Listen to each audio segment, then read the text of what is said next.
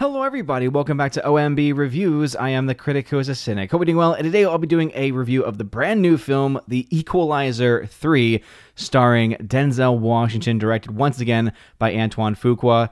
And let's just say, I had a darn good time with this movie for a plethora of reasons. So let's go ahead and dive into it. Before we go any further though, please make sure you smash that like button, loud that fire button, honestly, and smash the rumble button as well. Also make sure that you are subscribed to the channel with that bell notification on, that way you know every time your video live stream goes live on the channel. So I just got back from my theater, and I will say that, not too many people, probably a few more people than there were for Blue Beetle at my local cinema, which sounds about right for just the kind of traffic that my local cinema actually gets on a daily basis. And I will have to say right off the bat though, this film is really, really fun. If you are a fan of the other Equalizer movies, I think that you will probably be a pretty big fan of this film too. What I personally appreciated about it though was that it was also a bit different. It felt like it almost focused a little bit more on where they shot the film, which it seemed like it was shot on location in Italy, and it was gorgeous. It was beautiful. There were so many moments throughout the movie that I was like, you know what? It would be really nice to live in this little tiny town in this area. I think it's supposed to be shot either in Naples or Sicily or one of those areas, and it's just very beautiful. The backdrop is great. The cinematography, I think, also is just, again, a great complement to the natural backdrop of the actual city itself. And one of the other aspects of that, which I think has its own personality within the movie, is that there's a lot of Catholic symbolism throughout the film as well. There's various churches. Obviously, you're in Italy, and so it makes a lot of sense that you would actually have a lot of these types of references, but there's a lot of shots inside of churches or on the outside of churches. There's a lot of showing of rosaries. There's a lot of showings of sacred, iconography. And I thought that was really interesting. And there's a couple of moments too where you find Denzel Washington's character actually inside one of these churches. And it's almost kind of begging the question of, where does he fit in the grand scheme of things? Obviously, it's not saying that he's a believer, that he feels like he's on a mission, Boondock Saint style, but it is interesting nonetheless that he seems to be kind of thinking back on his own actions and thinking, okay, is this something that I can continue to do? And is this something where, is this going to be the entirety of my life? Or is there something more? Is there something else that I can do? And for him, the natural conclusion of, where his mindset wants to go is more so, focus on the town rather than on religion or on God. But still, I did appreciate the fact that you did have those moments in there. And as someone like myself who is very much drawn to that kind of imagery, I really, really liked it. And I just kept thinking to myself, wow, that's really gorgeous. Wow, that's really pretty. Ooh, I would really like to go to a place like that. Ooh, that chapel looks great.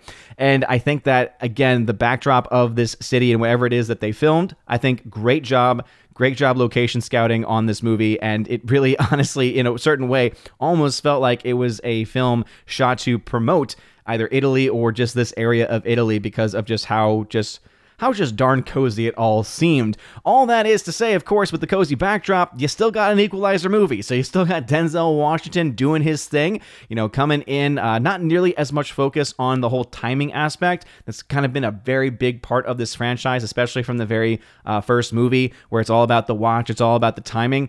Obviously, they have that because that's a big part of his character, but I kind of like that it wasn't, a part or as big, or at least it didn't seem to be as big of a focus as in the other films. There was a lot of very stylistic shooting for that to show the case of time passing and the way that his brain worked. And I know that some people may have liked that in the other films, but for me, it just kind of got a little old a little too quickly. And so I was really much appreciating the fact that this is a lot of ways, I think, a standalone movie. And that was also something that I found really interesting, is that a lot of these films tend to be relatively standalone, right? The differences between the first and second film, you could argue that there are certain, obviously, characteristics that you kind of need to know from the first film that carry over. But what's really cool about this one is that there's pretty much no connections to the previous movies as far as characters or general plot points until the very end, right? And that's kind of a spoiler, so I won't go too much into it, but let's just say there's a certain revelation about a certain character that ties it all in with previous installments, and I thought that was a really, really nice touch, despite the fact that I think that some of the editing and some of the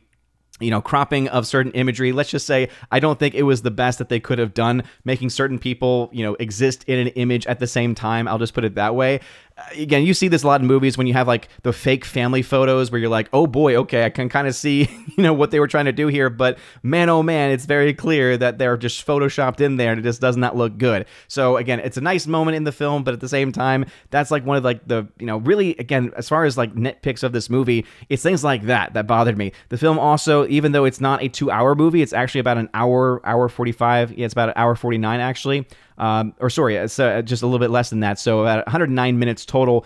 And I will say, I think that the pacing of it is pretty good. There are just a couple of moments that you do feel like it's just going on a little bit too long. Some people that are maybe not as much of a fan as some of the drama, some of the tension building in this film. There's a couple of sequences too where you're just kind of seeing, you're basically seeing Denzel Washington's character just go through life. At the very beginning, there's him trying to heal, and throughout the movie, he finally feels like he's settling in this place, that he feels like he could live and that he could, enjoy life in this place, kind of, again, get this second life almost. And so there are definitely those moments where it kind of drags, but those are almost my favorite parts of the movie. Obviously, him doing the whole equalizing thing was also great. There's one phenomenal sequence that happens, of course, towards the end of the film that I thought was just, peak Denzel Washington doing his thing, and just the way that they shot it, the way that they filmed it.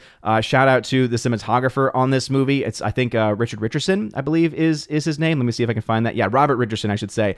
He is well known for doing the cinematography for all of the Quentin Tarantino movies, and you could definitely tell that it had that type of class, that very smooth filming style that very much works for a kind of movie like this. Similar movies as you would see for Quentin Tarantino, where there's some violent action sequences in there, and I think it's a really nice balance. I think that's one thing that this movie has that some of the other films don't have nearly as much. Is while you do have some really good storytelling, some very compelling storytelling in the other movies, in the last film, for instance, Equalizer 2, you had this whole sequence happening with a storm, and the effects just did not look all that great, and I felt like it was kind of a missed opportunity.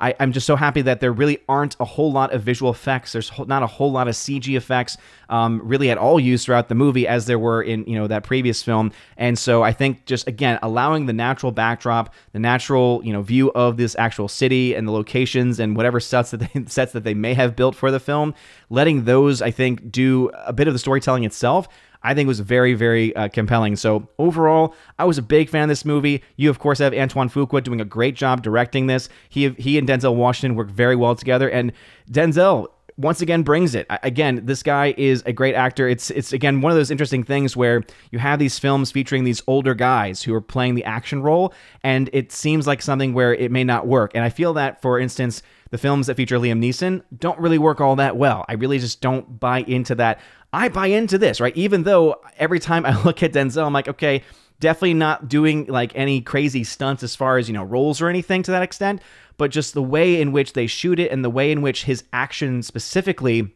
a shot where it's much more about, fast hands and reaction time, to me makes it a lot more realistic. And so when you see him walking around, and he seems very menacing, there's a great part of the movie where he gets someone into a hold where he is basically using pressure points. And so it's like, those are the kinds of things where, it's just enough to where you buy into it, right? You're able to believe what you're seeing on screen. In addition to the fact that from the very beginning, they make it very clear saying, hey, you know what? He's also not perfect. Yes, he's a badass, but at the same time, he is going to be someone that you again could potentially get in some trouble, and also is not necessarily going to be winning every single fight every single day, or at least coming out on top or coming out perfectly. But I thought all of the different moments in this film, especially the emotional weight of this film, I think was also just very compelling. It has almost, to a certain extent, kind of a Seven Samurai type feel. Again, not to the same extent, because it's not like he's getting a group of people together, but kind of a very similar thing where he's falling in love with this town, he's falling in love with these people, and he feels this need to protect them, right? And so I think this is something that we have seen in a lot of other films before, and I think this is just done very, very well. So if you're a big fan of the other films, I think you'll like this one. I think there's a little bit more drama, a little bit more, exposition. Not even exposition, right? It's really just more. I don't know really how to describe. I don't really know how to describe it.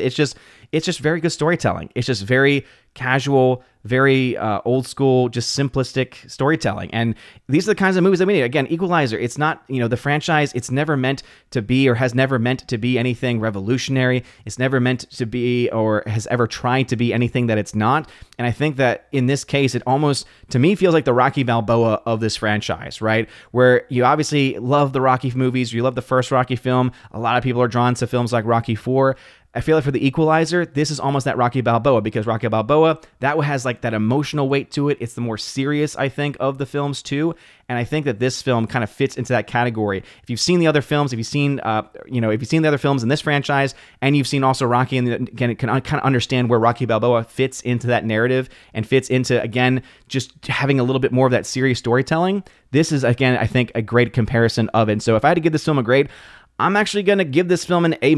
I really did enjoy this movie. There were times in the film where I just was sitting back thinking, wow, I just love what I'm watching right now. I could just see him go through his daily routine in this area, doing his thing with the tea, doing his thing with the napkin, all that stuff, and just continue to watch that. And his interactions with all of these people in Italy, I thought it was great. Got to know a little bit more about his own backstory, but also it's a self-contained story. Again, it does tie into the other films towards the very end of the film, but I think it's just, again, something where if you've never seen any of the Equalizer films, I recommend them. I think that they're fun, but you don't need to see those other films to be able to see this, and I don't think that you need to see it necessarily to even enjoy it, right? Again, there's really only one moment at the end where you won't know exactly what is going on as far as, the images that you're seeing, but overall, it's a darn good time, and so I recommend going to see it in theaters. Not a lot of films that I could really say that about, it seems, over the last several months, but Equalizer 3 definitely should be on your radar, especially if you like the previous films, or you're just a fan of Denzel Washington. Again, who doesn't love to see Denzel doing his Denzel thing? But let me know your thoughts about the film. Did you like it? Did you love it? Did you hate it? Again, I'm a pretty big fan of it. The more I think about it, the more I sit back and think, you know what? The other films, I might be able to, at one point, want to buy on Blu-ray, but this is kind of one that I would love to actually have on physical media, because I would actually just love to see some of the behind the scenes. I would actually love to see how they decided on the location and how they made that work, because it looked fantastic, and I would love to visit some of the locations that are listed here. But let me know your thoughts about the film in the comment section down below. If you like this video, smash that like button, light that 5-minute IC, and smash the rumble button as well. You guys are all amazing and beautiful people. Hope you have a wonderful rest of your day, and as always, God bless.